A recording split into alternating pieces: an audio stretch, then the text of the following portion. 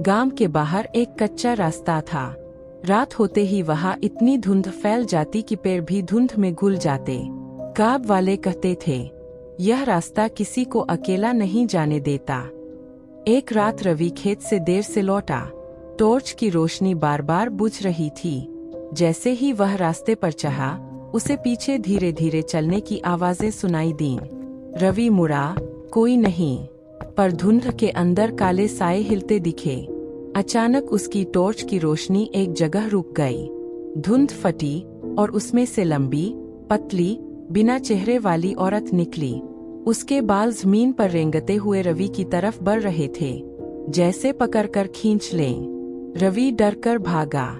पैरों की टहनियां हवा से नहीं, अपने आप उसकी ओर झुक रही थीं।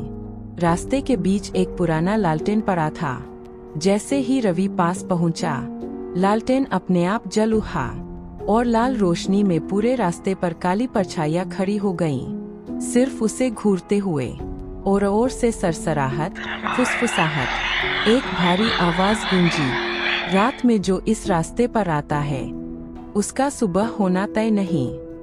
वही औरत फिर पास आई। इस बार उसका चेहरा बन चुका था। काली आंखें, सिले होंठ, टेढ़ी गर्दन। धुंध एक झटके में उठी और रवि गायब। अगली सुबह सिर्फ उसका बैग मिला। और अब गांव वाले कहते हैं, जब धुंध उठती है तो उस रास्ते पर एक औरत और एक लड़के की परछाइयां साथ चलती है।